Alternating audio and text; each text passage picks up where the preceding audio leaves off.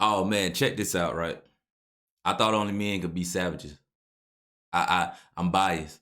You know what I mean? No, I'm not biased. But I thought only men were savages like that. But check this out right here. Check this out. We're gonna watch this video, right? It says shot 87 times, executed, and crushed by a truck. And these is just three of them. It's a lot more in this video, it's not just about these three. So y'all make sure y'all hit that like button, leave a comment, do all that good stuff for your boy. Let's get into it, man. We are not the only savages, man.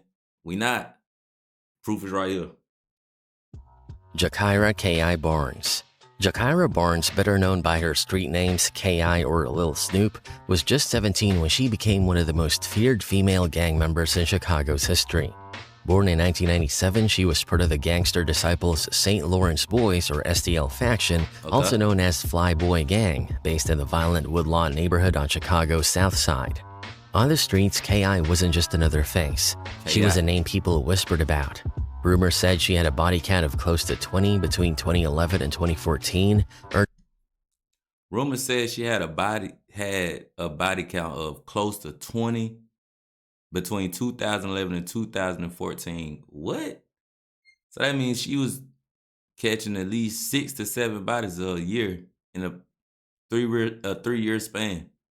If y'all don't know who K.I. is, man, it's also rumored that, she had real beef with King Von. And King Von was the one that ran down on her. It's not proof yet. It's all allegations. You know what I mean? Because if y'all know Butter, which is her brother, he said it was King Von that did it. But some people in the street said it was. So, we're going to leave that up in the air. We're going to leave that to y'all to judge. Drop it in the comment. Do you think King Von had something to do with it or not? All I know is that they had some real beef going on. Earning her a deadly reputation as a shooter or hitter among rivals. Call Shaq boy, let the back blow these bobber niggas like Osama. Cray, my young nigga. K.I. my young killer. Her life had been marked by tragedy from the start. Her father was shot and killed before she even turned 1. That early loss set the tone for the kind of world she would grow up in, one where death was never far. Things only got worse when her close friend, 13-year-old Taekwon Tyler, was murdered in 2013.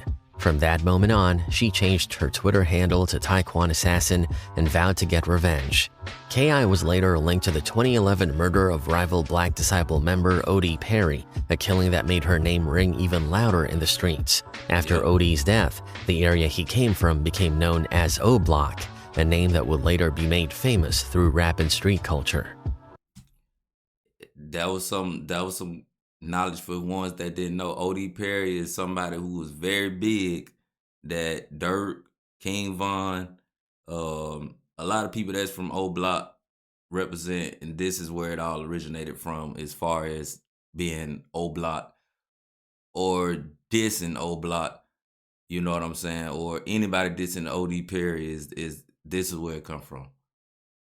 K.I. was the one that allegedly, took him out, and that's why she got took out by whoever did it. People say it's King Von, allegedly. But we don't know because it was never solved.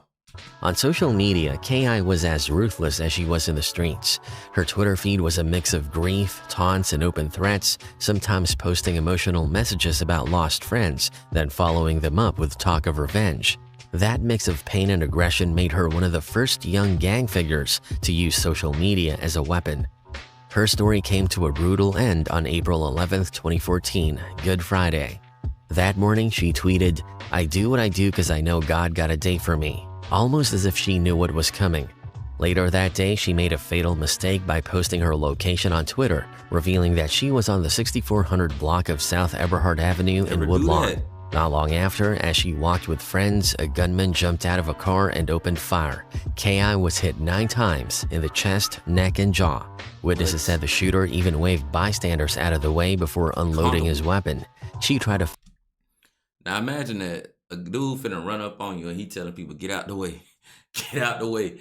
This ain't for you. This for her right here. This for him right there. Y'all watch out. Y'all watch out.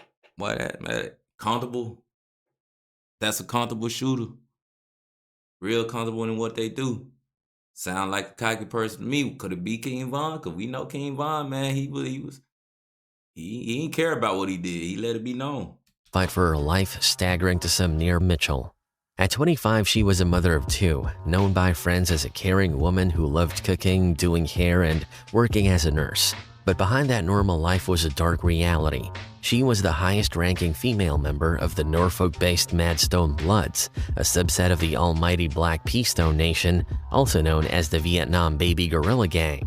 For a long time, Tyosha wanted out. She was tired of the chaos, the fear, and the control that came with being in the gang, but leaving wasn't as simple as walking away. The gang had rules, and to officially leave, she had to go through what they called a beating out. It was meant to be a punishment and a test of loyalty. On May 6, 2023, that rule turned deadly. In the early hours of that morning, Tyosha and her boyfriend were at her Richmond apartment when 4 gang members, 3 women and 1 man, showed up. What started as an argument turned into a savage beating. Witnesses said the attack lasted for 31 seconds, long enough to leave her on the ground, curled up in pain. At one point, a man even lifted her up so the beating could continue. Bro, that's a crazy way to go out. You know what I'm saying? And what they called it was a beat out. They called it a beat out. So at the end of the day, I mean, they definitely did that, and they, until she was not alive no more. You know, they beat her till she wasn't alive no more. And that's a crazy way to go out. And their name was Vietnam Guerrilla. So you claiming a whole nother country. And I don't know if y'all know, man, but some other countries is crazy. And they gangs, they'll do some things, bro. They gangs will do some things. Women and a man assaulted Mitchell at her Richmond apartment shortly after midnight on May 6, saying they tried beating her out of the gang, meaning she would no longer be a member. You'd think it would have ended there, but it didn't. Not long after, 4 of the attackers returned, this time with another member, Jaquan Jones. Some were masked and a few carried guns. They forced Tyosha into a black Hyundai Sonata and drove her nearly an hour east to a remote area off Old Williamsburg Road in York County, Virginia. There, she was dragged from the car, and Jones and another member, Donisha Goodman, executed her. Her body was discovered by a jogger the next morning. She had been shot multiple times in the head, back, abdomen, legs, and even the buttocks. In May 2023, a jogger found the body of 25-year-old Tyosha Mitchell on the side of the road in York County. She'd been shot 8 times. So what I'm trying to figure out, right, is how much can you be showing loyalty and love to your gang, even if a person do want to get out? You know what I'm saying? Because at the end of the day, man, I think that a lot of people join gangs because they looking for that brotherhood or that sisterhood or that family that they didn't have or never had. You know, that loyalty and respect. You know what I'm saying? So for the ones that do come around that don't know the gang life but want to join the gang, this this what you go show them, bro. This what you go show them when they get ready. If they like, nah, this ain't the life for me. Nah, bro, you ain't going down like that. Like, nah, you gonna have to get beat out, boy. We gonna have to take you out of here. Hey, man, well, look, if y'all not wanting gangs out here, this is the best way to do it by, you know, expressing the fact that if you want to get out, we gonna take you out. And I'm quite sure a lot of people ain't gonna want to join no more. It's because it's simple. When investigators began piecing things together, they found shell casings that matched markings on a 9mm cartridge recovered from the car. It didn't take long for police to connect the dots. 5 gang members were eventually arrested and pleaded guilty to federal charges. I ain't gonna count. Look at these people, bro. I wouldn't even want to be part of what they got going on. Don't none of them look like they. Hey, it is what none of them look like they bout nothing. They look like exactly what they did, you know, just some goofies. You know what I'm saying? All the females hair braided back, like, man, get out of here. That's crazy. But it got the, you know, the 1950 afro going on. Dude got the naps going, bruh. Hell no, I don't want to be part of y'all niggas look like bums. Tied to her kidnapping and murder, the gang leader, Hezekiah Carney, and shooter Jaquan Jones both received 38 years in prison. Goodman got 35 years, while Jamaica Langley was sentenced to 20 years for conspiracy to commit kidnapping. Tara Correa McMullen. Born Shalva McMullen was a rising young actress who seemed to have a bright future ahead of her. Many people knew her from her role as Graciela Reyes, a reformed gang member on the TV series Judging Amy, and from her appearance in the movie Rebound. Ironically, the same kind of life she portrayed on screen was the one she eventually got pulled into in real life. What? By early 2005, at just 16 years old, Tara had moved out of her mother's home and was living on her own in an apartment in Inglewood, California. She started dating a 26-year-old gang member named Christopher Avery, and soon she became deeply involved in his world. It was a world filled with danger, and it didn't take long before it claimed her life. Mother told us that she was dating this guy, and he's a bad guy, and we were trying to get her away from him. That's where the trouble began. Given life without parole. Moesha Matadine.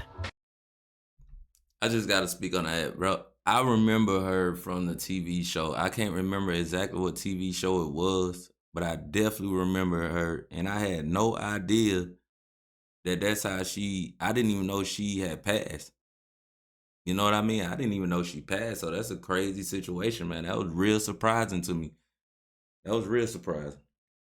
Some of it was Okay, so she decided she's gonna come to America and get with some Jamaicans. Now, I don't think Jamaicans probably that's in America is as ruthless as they probably over in their own country.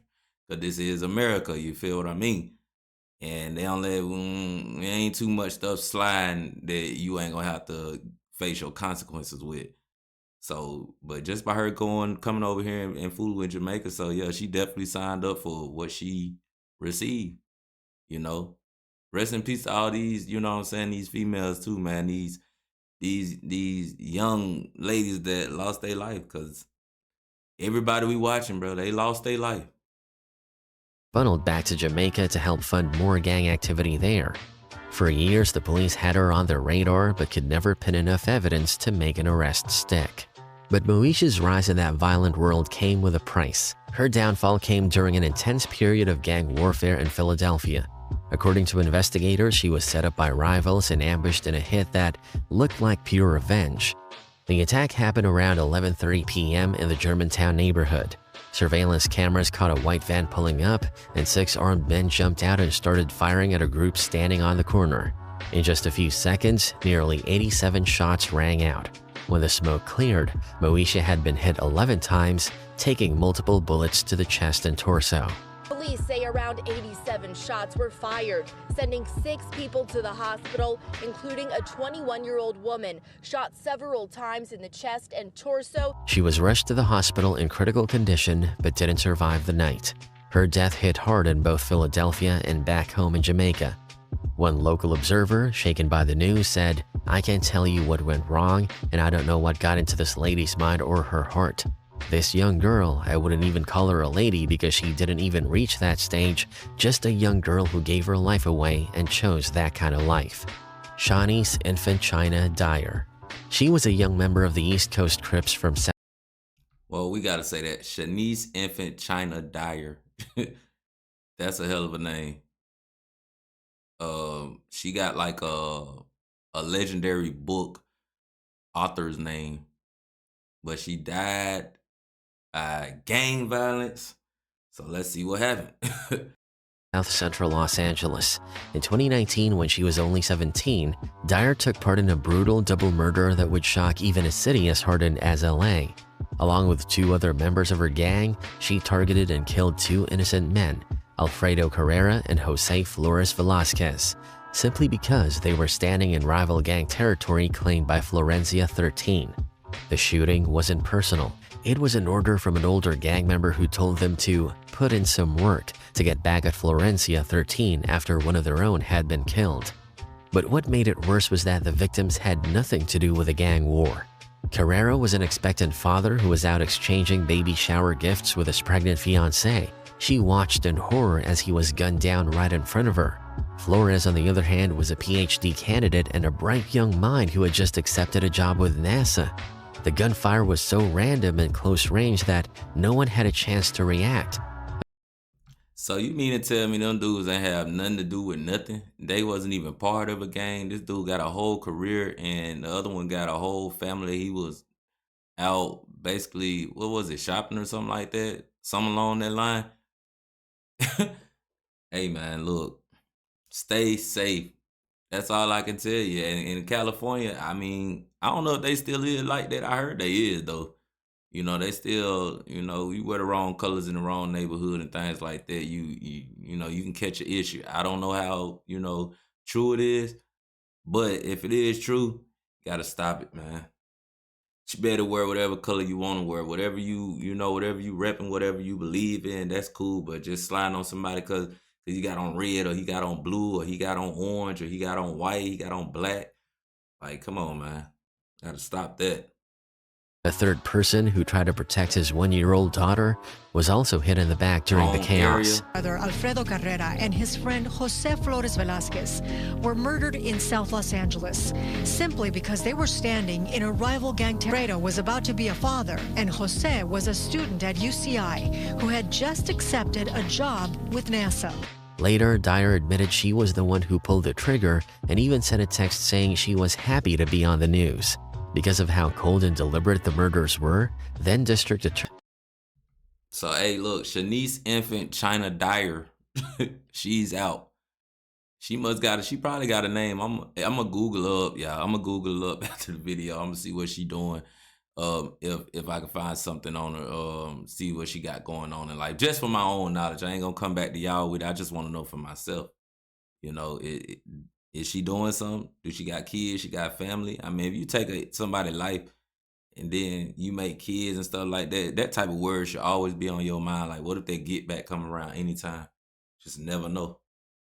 17-year-old Shanice Dyer, a member of the East Coast Crips, was charged with premeditated murder by District Attorney Jackie Lacey and was set to be tried as an adult when George Gascon took office in 2020. Dyer was tried as a juvenile. She was in custody less than 4 years for 2 murders. Her details didn't sit well with the victims' families who felt justice hadn't been served. Carrera's sister called her a cold-blooded killer and said this was exactly what happens under lenient laws. Tragically, only a few months after her release, in June 2024, Dyer was back in the headlines, this time accused of helping 2 fellow East Coast Crips kill a 21-year-old man named Joshua Streeter in Pomona. Savage. Now, if y'all made it all the way to this video, to this part of the video, I hope you do. And I'm glad that you stuck around. So y'all jump in them comments and just put savage in there. And tell me how savage this video was. Because y'all cannot tell me that these is not savage females, bruh. Ladies and gents, boys and girls. You know what I mean? Y'all can't tell me that. So make sure you go ahead in them comments, man. Let me know what y'all think about this. Prosecutors and former officials called it a predictable tragedy, saying it should never have happened if she had stayed behind bars. Now, Dyer once again faces new murder charges. Patricia Tawana Thomas. She and her killer were barely teenagers yet already wrapped up in court. 27 years to life. Well, let me not even say that because they said to life. I about to say 27 years to life. She about close to getting out. But she's not. Possibly she is, possibly she not. But because more.